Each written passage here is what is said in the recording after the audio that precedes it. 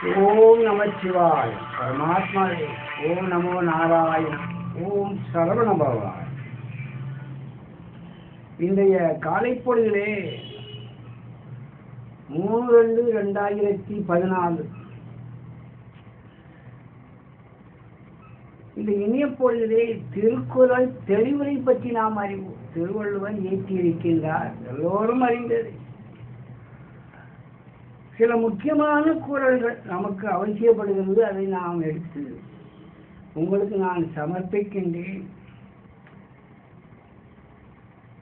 அதில் ஒன்றை நாம் இப்பொழுது பார்க்கலாம்.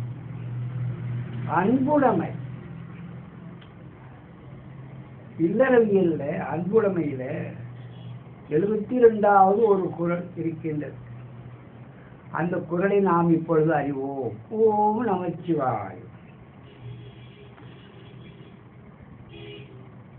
அன்பிலார் எல்லாம் தமக்குரிய, அன்புடையார் என்றும் உரிய பிறர்க்கு. இன்னொரு முறை வாசிக்கின்றேன். அன்பிலார் எல்லாம் தமக்கு உரியவர், அன்புடையார் எல்லாம் உரிய பிறர்க்கு. இதற்கு என்ன விளக்கம் தருகின்றார் நாமக்கல் கவிஞரும் ஏனைய பெரியோர்களும்? அன்பு இல்லாதவர்களும் அன்பு உடையவர்களும் என்ன வேற்றுமை? அன்பு இருக்கின்றவர்கள், அன்பு இல்லாதவர்கள், என்ன வேற்றுமை இருக்கின்றது? அன்பு இல்லாதவரை பற்றி முதலில் நாம் அறிந்து கொள்வோம். அன்பு இல்லாதவர்கள் எல்லா பொருட்களும் தமக்கே உரிமை, தமக்கே சொந்தம், தாமே அனுபவிக்க வேண்டும் எண்ணுவார்கள். பாருங்க, இந்த ஒரு எண்ணம் ஒரு தவறான எண்ணம். நியாயமாக நாம் என்ன செய்ய வேண்டும்? தமக்கு உரிமையை நாம் தேடிக்கொள்ள வேண்டும் என்பதுதான். தாமே அனுபவிக்க வேண்டும் என்று எண்ணுவார்கள். யாரு? அன்பு இல்லாதவர்கள். அன்புடையவர்கள் இருக்காங்க பாருங்க, தம்முடைய உடலையும் பிறருக்கு உதவியாக தந்து உதவுவார். அன்பு இருக்கின்றவர்கள் எப்படி? தம்முடைய உடலையும் பிறருக்காக தந்து உதவுவார்கள். எது எது சிறந்ததாக இருக்கின்றது? அன்பு உடையவர்கள். அன்பே தெய்வம் என்று நமது முன்னோர்கள் சொல்லி இருக்கின்றார்கள். அதுதான் உண்மை. ஆக இன்றைய தினத்திலே அன்பிலார் எல்லாம் தமக்குரிய, அன்புடையார் என்பும் உயர் வீரருக்கு அறிந்து கொண்டோம். ஓ நமச்சிவாய். அடுத்தபடியாக ஒரு குறளை நாம் அறிவோம். இனியவை கூற. அதிலே உங்களுக்கு அர்த்தம் இருக்கின்றது. இனிமையாக பேச வேண்டும். எந்த மொழியையும் நாம் உச்சரிக்கும் பொழுது இனிமையாக சொல்ல வேண்டும், இனிமையாக பேச வேண்டும், கூற வேண்டும். அதான் அர்த்தம் ஆகிறது. அதிலே ஒரு குறள், அதை பற்றி நாம் இப்பொழுது அறிவோம். இனிய உணவாக எண்ணாது கூறல். இனிய உளவாக எண்ணாத கூறல் கனி இருப்ப காய் கவர்ந்தற்று. பாருங்க, எவ்வளவு அருமையான குறள். இனிய உளவாக எண்ணாது கூறல் கனி இருப்ப காய் கவர்ந்தற்று. இனிய வார்த்தைகளை வேண்டிய மட்டும் இருக்கும் பொழுது, இனிய வார்த்தைகள் நிறைய இருக்கிறது, வேண்டிய மட்டும் இருக்கின்றது. துன்பமான வார்த்தைகளை பேசுவது, ஒரு மரத்திலே பழங்கள் இருக்கின்றது, வேண்டிய மட்டும் மனம் இருக்கின்றது. அப்பழத்தை விட்டு விட்டு பழுத்த பழத்தை நாம் சாப்பிடக்கூடிய பருவத்திலே இருக்கக்கூடிய இனிய முயற்சி அந்த பழத்திற்கு ஒப்பாக எல்லா மரத்திலே இருக்கக்கூடிய பழங்களை வேண்டிய மட்டும் இப்பழத்தை விட்டு விட்டு அந்த தின்னக்கூடிய அளவிலே அந்த பழம் இருக்கின்றது. அந்த பழத்தை விட்டு விட்டு பச்சை காய்களை, அந்த மரத்திலே இருக்கக்கூடிய பச்சை காய்கள் பறித்து கொள்வது போல ஆகும். எப்படி? இனிய உணவாக இன்னாது ஊரல் கனி இருப்ப காய் கவர்ந்தது.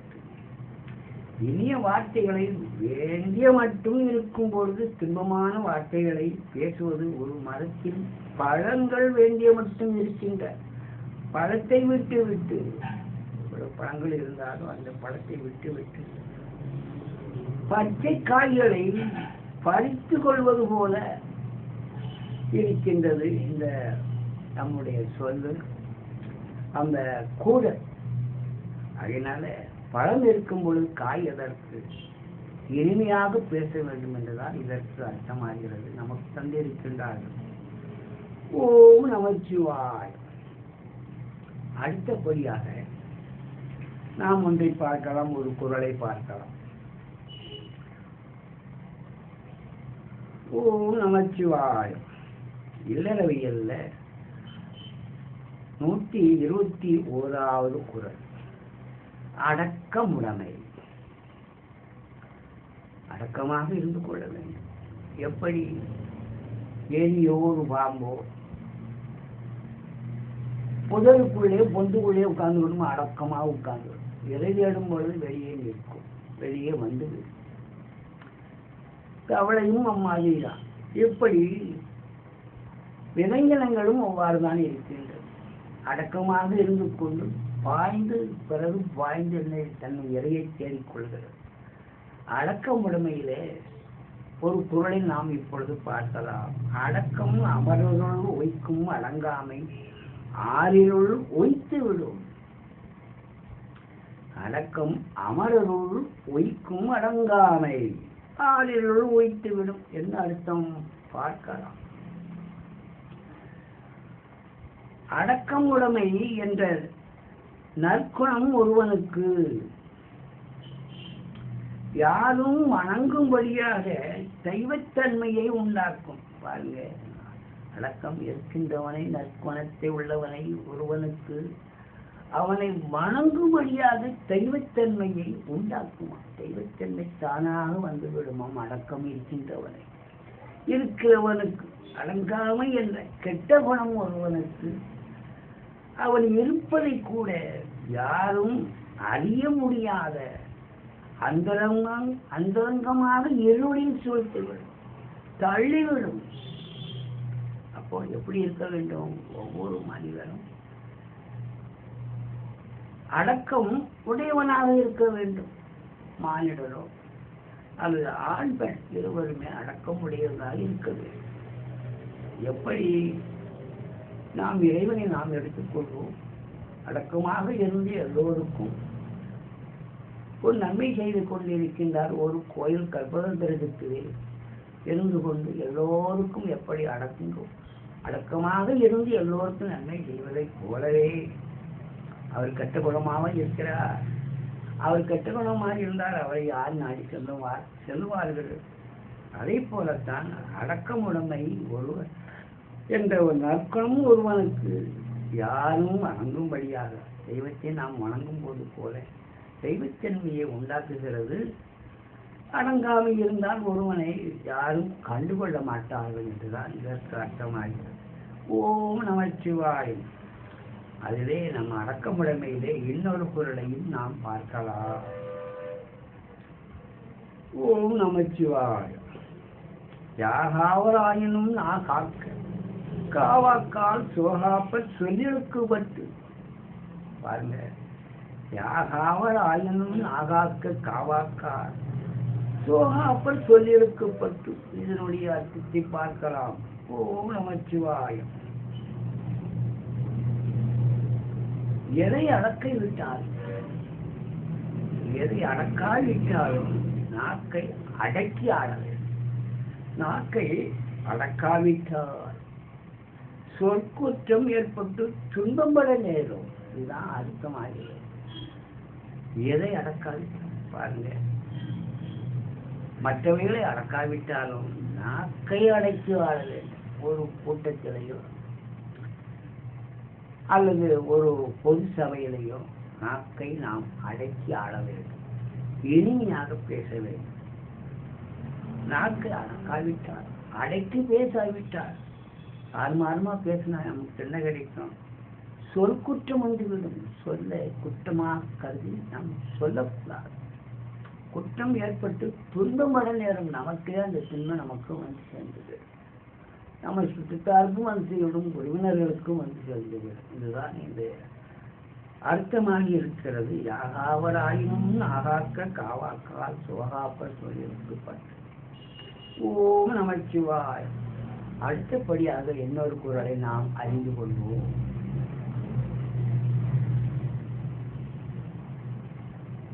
இதுவும் இந்த இல்லறவியல்ல ஒரு குறள், 129வது குறள். தீயினால் சுட்டவும் உள்ளாரும் ஆறாதே, நாவினால் சுட்டவர்.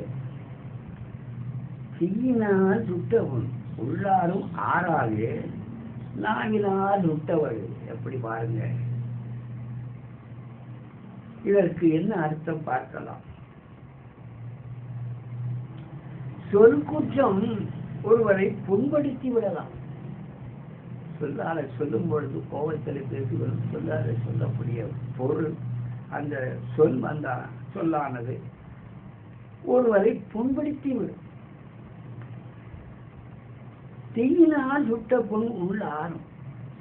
தீயினாலே சுட்ட புண் உண்டான புண் வந்து வெளியே தழும்புகள் இருக்கு பாருங்க, அது நிலைத்து விட்டாலும் உள்ளே ஆறிப்போகும். தீயினால சுட்ட புண்ணு மேல உடம்புல தீயினால சுற்றுச்சுன்னு வச்சுக்கொள்வோமே, அந்த புண்ணு ஆனது வந்து வெளியே தழும்பு இருந்தாலும் ஆறிவிடும்.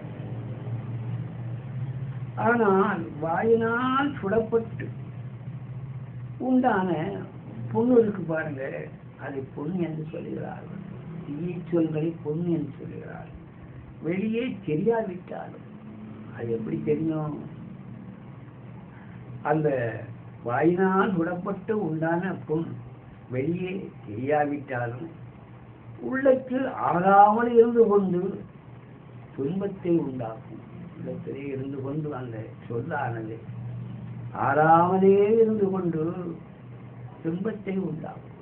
சில மிருகங்கள் இருக்கின்றது, அந்த மிருகங்களெல்லாம் அதற்கு தகுந்த மாதிரி நாம் நடந்து கொள்ள வேண்டும். இல்லை என்றால் அதற்கு ஒரு யானைகள் தான் சொல்லுவார்கள், அப்படியே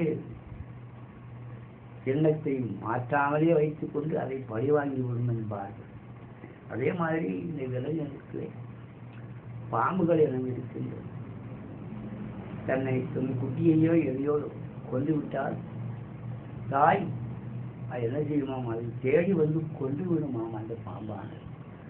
அப்போ என்ன தெரிகிறது, அந்த பழி வாங்கக்கூடிய எண்ணங்கள் அதிலிருந்து வந்து விடுகிறது. அதனால தீயினால் சுட்ட புண் உள்ளாரும் ஆறாதே, நாயினால் சுட்டவள்.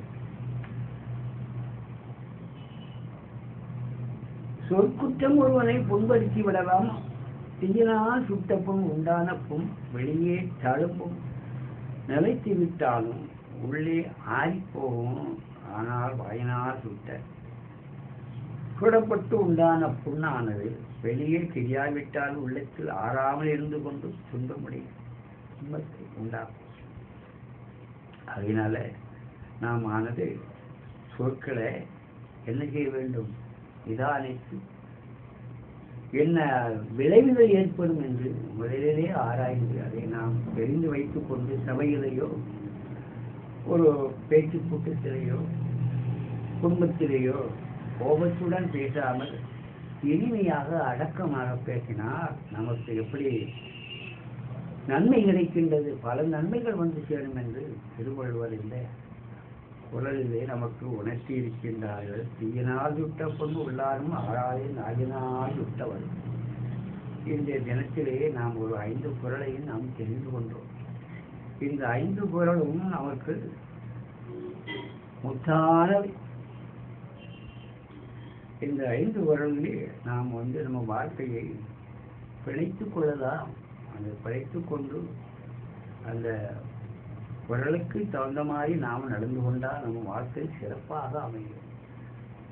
எல்லாம் கற்றவர்களும் அல்லாதவர்களும் இந்த குறளை அறிந்து வாழ்க்கையை நடத்தி செல்வோம். கோபப்படாமல் இருந்து பொறுமையாக அடக்கத்துடன் வாழ்வோம் என்று சமரம் ஏற்போம். எல்லோருக்கும் பொருந்தும். இந்த நாட்டில் உள்ள அத்தனை பேர்களுக்கும் வேண்டும் என்று கூறிக்கொண்டு இந்த திருக்குறளை நாம் திருவள்ளுவர் நமக்கு தந்த திருக்குறளை சில முக்கியமானதை உங்களுக்கு நான் சமர்ப்பித்திருக்கின்றேன். உள்வாங்கி அதன் பிரகாரம் ஒழுங்குவோம் என்று கூறிக்கொண்டு இத்துடன் இந்த குறளை முடித்துக் கொள்கிறேன். திருக்குறளை முடித்துக் கொள்கிறேன். உரையை முடித்துக் கொள்கிறேன். நல்லோர்கள் தந்தார்கள், அறிஞர்கள் தந்தார்கள். நான் உங்களுக்கு இது சமர்ப்பித்திருக்கின்றேன். ஓம் நமச்சிவாய. இதை உங்களுக்கு அருளியவர் ஒரு குறிப்பினையாக கருவி உங்களுக்கு அருளியவர் சிவயோகி சதாசிவ சித்தர் அல்லது யோகி சிவம். ஓம் நமச்சிவாய. முடிக்கின்றேன். நன்றி வணக்கம். ஏறிக்குளங்கிறது ஆய் எல்லாம் இறவி வெளிய மாறி அளவாய்க்குரிய மக்கள் வளமாய் வாழ வாழ்க வையகம், வாழ்க வையகம், வாழ்க வளம். மகிழ்ச்சியுடன் எல்லோரும் வாழ வேண்டும். நீதி நேர்மையை கடைபிடித்து எல்லோரும் வாழ வேண்டும் என்று கூறிக்கொண்டு வாழ்வோம், தமிழ் வெறுப்போம் என்று கூறிக்கொண்டு பிறன் முடித்துக் கொள்கிறேன். நன்றி வணக்கம். சுகம்.